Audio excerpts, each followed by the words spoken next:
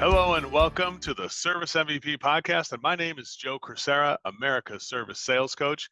First of all, we want to start this podcast with a special note that this is 1 year of Service MVP podcasts. We wanted to thank you, the listener, for making the effort to download these podcasts and listen to all the great information to be able to help you and your family and your team improve and to help us bring the message out to everybody else. We really appreciate that.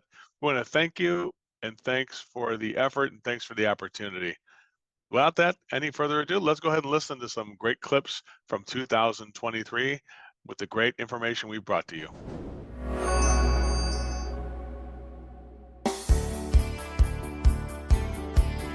All right, everybody, welcome to the Service MVP podcast. I am America's Service Sales Coach, Joe Crisara. And on today's show, our inaugural episode, we do have with us one of my very best and dearest friends. He's famous regionally in the New England area, but he has now become a worldwide phenomenon. I'd like to introduce my friend, Rick Picard. Rick, welcome to the Service MVP podcast for our first episode. Thank you so much for being here. Well, Joe, I'm so honored that you would invite me for a inaugural, I can't even say that word, inaugural first episode. There you go. I'm honored to be here. Well, Rick, today's show, we're going to call an interesting subject. It's called Giving Yourself the Gift of Responsibility. When I asked you, I said, well, I got some subjects. Of course, they're all kind of salesy subjects. And you're like, well, Joe, I think this is the one we should do first to make sure that, let's start out with this. Tell us a little bit about your background and the different results you've gotten so people can understand, where you started and where you're at right now. Yeah, I started out as a service installer. Matter of fact, I installed my first furnace in 1979. And, I went through the ranks as a service guy and installer. Then I became a salesperson. I've been serving my customers in the sales aspect for probably 20 years now. And with your help and some good coaching from you and some hard work from myself, I'm on pace to do 12 million in sales this year. One of the things that's helped me the most to be effective is what the topic we're going to talk about tonight is about responsibility. You gain momentum in this area too. I mean, when I first met you, you're like, Joe, what can I do? I mean, the competition's already charging $1,800 for a furnace, and I'm at $2,500. Remember back in the day, you were kind of in denial of the responsibility a little bit. And I said, well, Rick, the problem is you're only $700 higher. It should be $20,000 higher. And then people got something to talk about. Can you give some examples of what you see that just in normal human interactions about how responsibility is so important? Once I had the key and once you helped me understand that I had to take responsibility for my results and I could change the results, the heavens opened up for me, right? And everything made a difference. I saw the importance of responsibility. My daughter and son-in-law are having some problems and they've been fighting a lot lately. And believe it or not, they asked me to come help. All right. Wow, I didn't know you had marriage counseling. It is a side job of marriage counseling. That's great. Yeah. I mean, my wife rolled her eyes, but Oh my goodness, yeah. But they asked for help. And when I went down and I listened to him speak, the thing I noticed first is both of them were too busy blaming the other person for what was going on. Instead of focusing on what they did to cause the other person to be upset and then how they reacted, they were focused on how they reacted. So they were too busy pointing the finger at each other that they didn't realize that without taking responsibility, there's no growth. Right. So the reason they've been stuck where they've been for a long while now is because neither of them could grow because they weren't taking responsibility. If it's the other person's fault, then there's no reason to change. The more responsibility we begin to take, the more we begin to grow as a person. Right. I absolutely believe that. I mean, to me, I think that's the biggest thing that's helped me the most, just, take responsibility. And when I kept on talking about looking at themselves instead of looking at the person, a little light came on. My son-in-law said to me, you know what? I know there's certain trigger points to get her upset. And I don't take responsibility for slitting that switch off. And my daughter said the same thing. We have a blind spot when it comes to this. Rick, what do you think about that? Is that true? Definitely. It's true. Here there's two people loved each other and cared for each other, but they couldn't see it. How does this responsibility help us get better results with our clients? I think the customer has to see or feel that your motive for them is pure, right? We talk about pure motive service a lot, right? When a customer can intangibly just feel that you're looking out for their best interest, not your own. People can see that your motive is about them, not yourself.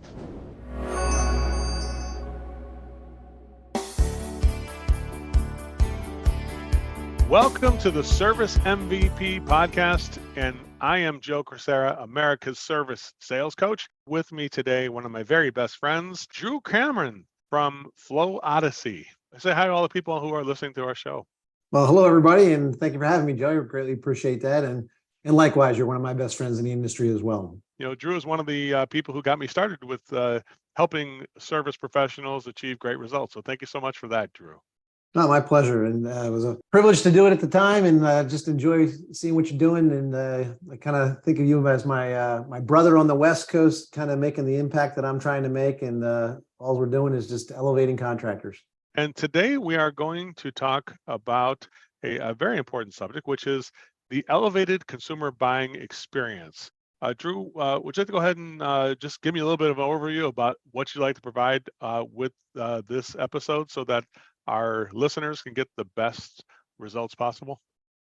Sure. When we talk about the elevated consumer buying experience, what we're talking about is sales. And everybody talks about sales and selling and the sales process. But I think when it comes to the in-home experience, and specifically with the sales professional, not necessarily the technician, because I think that's a different model that we approach, and we can have a conversation another time about that. But what the elevated consumer buying experience is, it's an evidence-based approach to teach customers how to buy and where value comes from so that they get what they truly want and pay for. Because I want the customer to understand why the scope of work has to be what it must be.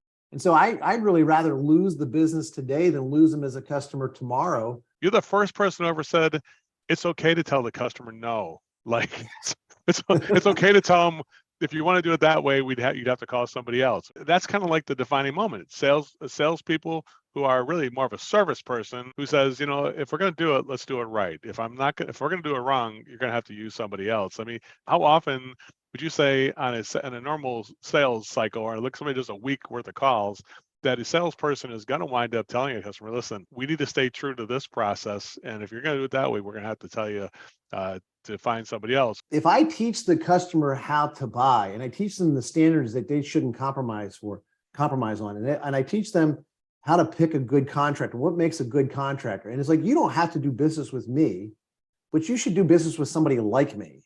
And, do I want to earn your business? Sure, if it makes sense, because I have to earn their business, but they also have to earn the right to do business with me, as you were saying, right? So if you want to do it wrong, then we may not be the company for you, and that's okay. How I gauge it is, are you willing to walk away if the customer is basically, trying to compromise the integrity of the approach?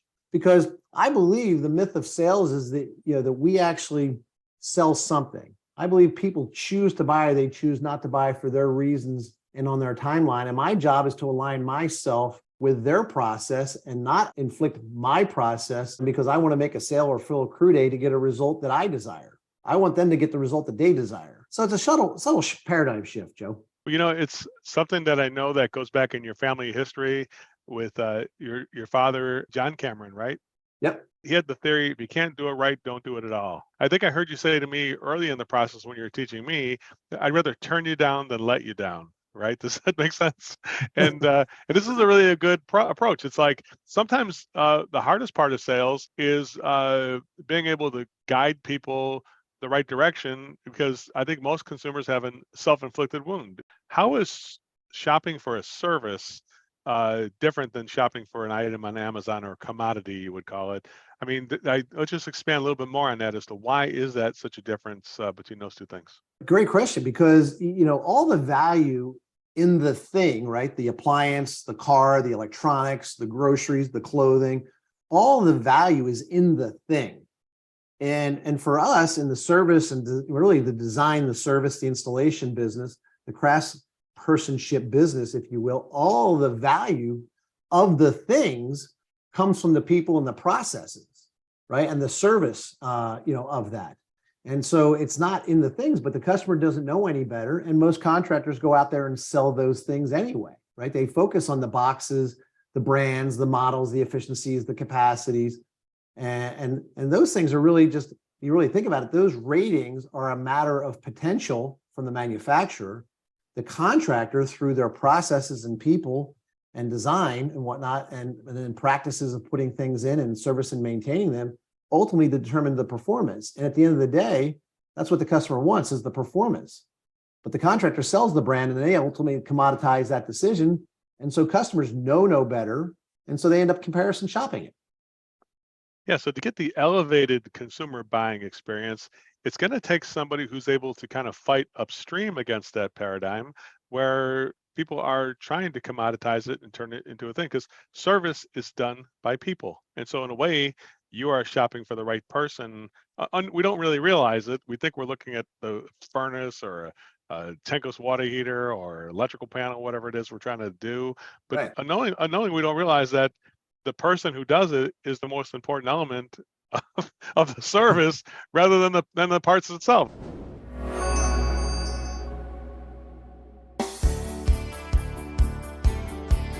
Welcome to the Service MVP podcast, and my name is Joe Crisara, America's service sales coach, and I have with me one of my good friends, Mr. Ken Goodrich from the Gettle Services. It's much bigger than just heating and air. Ken, welcome to the program. How you doing today? I'm doing great. Glad to be on the show with you, Joe. Yeah, it's a pleasure to have here, Ken, and definitely always great to reconnect. Ken, today's meeting is called How Will AI Affect the Service Industry, both now and in the future? The subject is going to get a lot of people watching and listening as they are looking for direction and trying to see how it's going to affect us. We do see some of the smaller effects right now. How do you think this will affect the average service technician and or salespeople who are working with customers in the field? Well, hold that thought. I just want to preface everything with this. If I think too deep about AI, I'm completely terrified. I mean, we grew up with the movie The Terminator, right? And it seems like it's really playing out, right in front of our eyes, just exactly how this movie described 40 years ago, which, I don't know how they already knew, but it is very interesting. That said, it's inevitable, and AI is here to stay. It's coming. It's part of lots of things today that we probably don't even know that's going on. So as far as our industry is concerned, I really see lots of applications for us to help our service technicians, providing a more reliable or more predictive maintenance and predictive service methodology for the end user. I think that overall, AI is going to be a great thing for us, and really starting to come on very fast. You think about a manufacturer, they could just grab one or two or three inputs, some sort of inputs in the system, a temperature, a voltage, outside temperatures, things like that. They can predict. I mean, you can take all that data and start to aggregate it and predict what the challenges with the unit is, and start to reading data before the service technician ever arrives. The AI has pretty much predicted what the challenge is and say, either this is exactly what it is, and or here's two or three things that it could be, bring these parts. Right? And really streamline the troubleshooting process. I started out as a technician, really that's where the skill is the troubleshooter, right? The guy who could figure it all out, the guy who's really devoted himself to the trade, the guy who knew how the TXV works, that guy.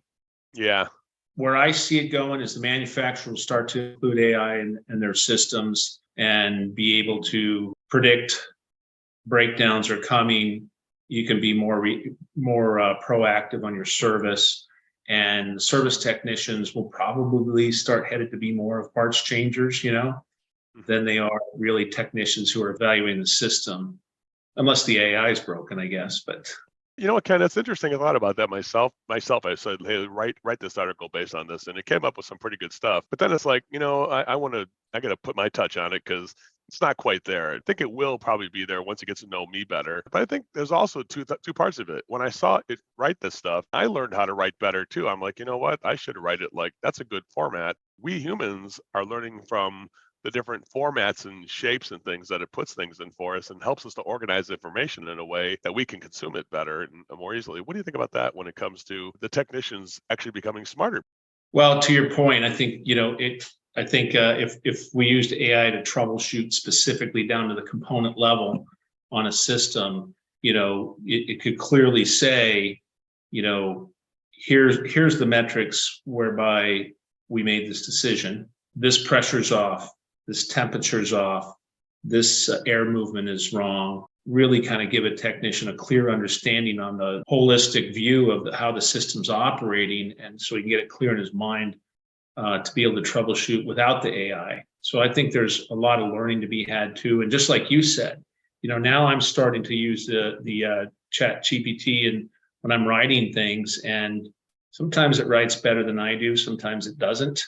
But certainly if I want to gain a quick amount of knowledge on a big subject, right? But pare it down into some specific points on the subject, boy, that does a lot of research for you fast. So same kind of thing, I have this challenge of the holistic approach of the system, and especially on the big commercial stuff as well. What are the probable challenges, or what would be a most efficient troubleshooting process, even in construction? While you're installing, what would be the optimum staging for the job and a schedule for the job? I mean, this is where it's all going. I have these conditions that exist. Tell me how to optimize the outcome. That's amazing. Imagine getting like an installation sequence list and how much time each part of the job would take based on input it's had, and to give us the install manager, hey, here's what it should take to do this job. I know you sold this much of it, but here's what it should take. That is amazing.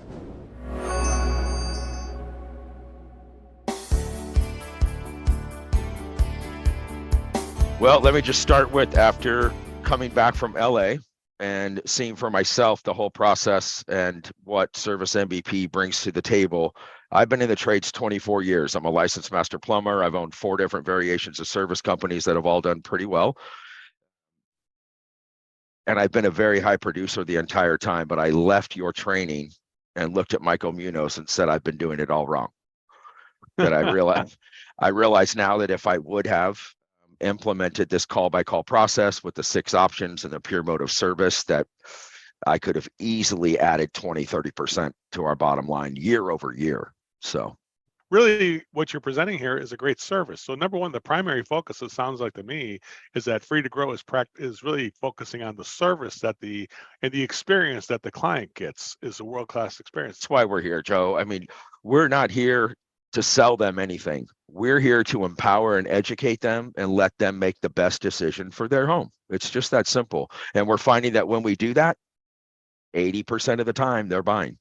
Instead of getting a basic minor repair, the people are at least choosing that mid-grade option on the repair side as well. So people are going for those the premium options more so than they are the economy options overall. I absolutely love it. I mean, not only has it increased my productivity, I've gone from 4 calls a day to being able to run 5 to 7. I don't have to leave my home. We're increasing productivity. We're increasing average tickets. We're increasing conversion rates, and we are completely eliminating your need for any of that overhead. The nice thing about this too, this whole process is once we get boots on the ground to do the onboarding, we're selling from day one. We've got your team connected with the project manager, and you're starting to make money and see the improvements from day one. The only purpose of your work is to serve that service team, correct? Is that correct? Exactly. You'll see an ROI within the first 4 weeks. Amazing. It's a win-win-win for everyone. Thank you for everything you've done to take our program and put it out there in the public, turning these positive thoughts into reality and creating a service that's truly like none other that exists in this business. Thank you, Michael, for being part Correct. of that. And Thank you so much. Forging this with the contracting industry. I appreciate that.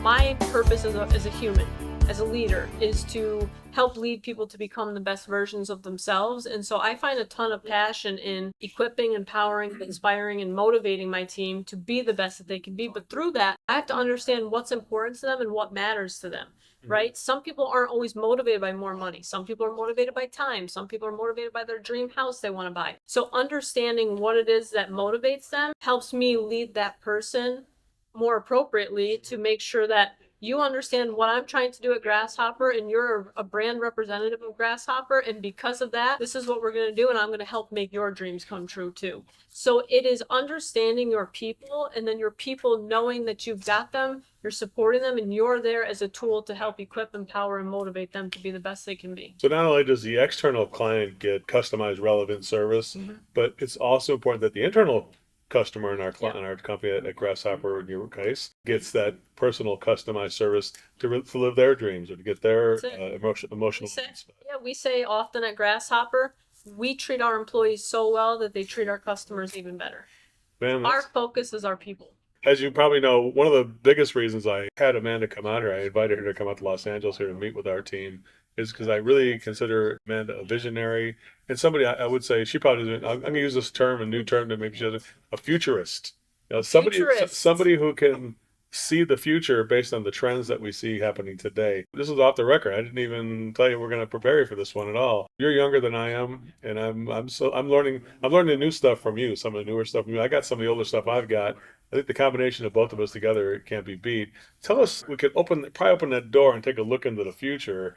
What do you see for the future of call by call? Could you give us some things that you can share? If you can't share some things, I know you got some proprietary secrets that are coming. But what are some of the things that you can share that you see in the future of call by call management and call by call systems? Yeah. Sometimes I think I challenge people to think, right? If you're on Phones Pro with Service Titan, all of your calls are recorded and you can always reference back to those calls. So let me ask you a question. Why are we not understanding and having documentation and records of what's actually going down inside of the home? I think that as we progress to the next year, especially utilizing artificial intelligence, call by call management, you're going to see a complete revolution of call by call management that's going to completely innovate the trades to a next level, not only for the training of our internal teams, but for liability purposes, for serving your clients at higher levels, for standing by your work, for understanding processes, procedures, deficiencies, where somebody needs more training and development. But most importantly, is your brand being represented properly in the home? And are you exposing yourself to any open liabilities? There's so many facets where call by call management and artificial intelligence is going to innovate this home service space. It already is. But I think as the next 6 months here progress, there's going to be absolutely game-changing innovation. What I'm hearing you say is that we're going to have a much cleaner, neater service package for our clients that gets right to the point, that saves the employee time, where they don't feel like we just wasted time with the client saying the wrong thing or doing the wrong thing. And the best way to say is a neater service package. Would you say I'm on the right track with that? I think being able to streamline the service package and have full accountability. I think when we talk about neat in my head equals accountability. And accountability unpacks all the things. And so I think having technicians inside of homes where that customer experience is really taking place is an overarching theme of straight accountability that I think will be eye-opening to many home service contractors once they start to understand what is or is not happening for them. Before any of you get scared about the word accountability that Anna said, the word accountability, just to make sure we know I'm not on the same page, the word accountability is really mainly a celebration that since you're being measured now, that things are going to be able to be recorded and heard and measured on every call. Most of the time, it's like when that's happening, we all become on our best behaviors. We all use our best intelligence. We all perk up and make sure we're paying the best attention when we know we're kind of being watched in a way. Even if there's a possibility, the illusion of being watched, it kind of does bring out the best in us. I think like Michael Jordan plays in front of 50,000 people, he's going to play better than if he plays in front of 2 people. That's it. You put the energy out there because you got all these fans that are rooting for you, right?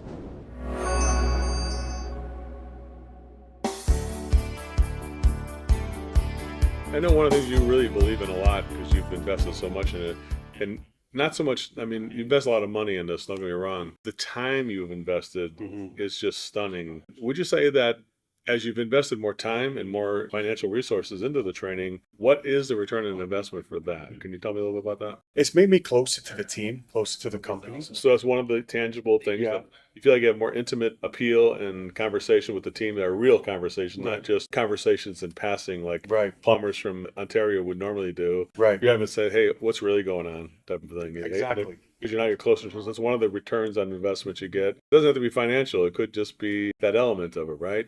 That's right. And financial, that's going up a lot. Like we're growing up. Well, since we started, we're double our job average. Really? We've over doubled our job average. You got to justify this to your CFO to do more training. Say the return on investment would look like for that. Profit percentage has not changed. It's still maintaining, but we're still spending a lot of money. We're making more money because our revenue's higher. So if we didn't spend this money, profits probably be half what we were. Be flat, yeah. Because whether the costs are increasing, the gap is between the cost increasing and our ability to communicate increasing as well. Training is something that is necessary to fill that gap. Would you say that's true? I would say that's true. Well, I do want to say the biggest satisfaction I had putting in this training is when I'm away, that meeting goes like it's clocked. The next guy takes lead. They all take turns in being the leader. Like, that's a good feeling for me. Share that leadership. Building a good culture, it just makes things feel so much better walking into work, even for the guys. We can feel things changing. And some of the guys that weren't on board at the beginning, they're begging to get onto this course. Kind of turned it around from being resistant to be like, when can I be next? When can I be next? When can I be? So there's a tipping point. I think when employees start to feel like this, it was like, I got to do this extra training and stuff like that, as opposed to, wait a second, this training is not extra. This is something that I've been lacking in. It's been a missing piece, right? Have you seen employees like kind of wake up to this has been a missing piece in their life, that you're finally providing that piece? What do you think of that? Eric, you know Eric. Oh yeah, one of your great techs, yeah. He's really coming along with this. He's mentoring some of the other guys. We've had one guy, he's doing homework off his hours, so like after hours, so we can get into the course and be on our team. It's really a good feeling on that. That is really good. That's good. When people kind of come around to it, and this is a tipping point. I always say that's kind of like, yeah, I think we're on the other part, because it feels like it's kind of the wagon's rolling downhill. It's not having to push the rock uphill all the time, right? What are some of the standards you have at Hypro that you can share with the rest of the groups here? I think that falls into the culture. We just over the past few years, we've just developed the culture. We only hire people that share our values, and I guess with leadership, everyone you kind of all get on the same page. If someone's a bad apple and disgruntled, or you get some of those people once in a while, we can't turn them around. That's something we don't tolerate, and the guys don't like having that behavior around. This job is something that you hate doing. That's one of those things that you have to say, we have to change that, or change the job, or change the attitude type of thing, right? We do have a saying: if you're not happy here, we'll help you find another job, but we want you here happy. Yeah, that's what we say to them. And a lot of people are happy. It's very rare now, since we came up with, we had talked about this in meetings, that if someone's a bad apple, they've only just been hired and it's been bred into them from their old company. So it's amazing, because it will be the employees that will come to you and say, listen, I don't want to work around this guy, it's too negative. So you actually have the employees saying that to you about It's this, the right? employees, yeah. So it's not like you just figure it out, like you're dialing it in. The employees kind of vote with their involvement. Like, Yeah. I don't really want to be involved with that person because it's too much negativity I'm feeling at that part. That's correct, yeah. As a leader, that's one of the things that they're looking to you to take action, right? I guess if you're not leading, sometimes we have a blind spot. We allow negative people to be on the team. What about somebody who's Yes. very productive financially, but they're not productive from that attitude standpoint? Have you ever experienced that, where somebody makes money, but they're kind of not helping the culture kind of work together as a team? I've been through this a few times, and I learned my lessons, and I have a rule on it. But it doesn't matter how much financially someone does, if they're ruining the culture is far more important than one person's results. And usually what happens, as soon as that guy's gone, someone else will take his spot with a better attitude, and the whole team kind of has like a boost. But it's just, in my opinion, it's just not worth it to compromise your culture over results.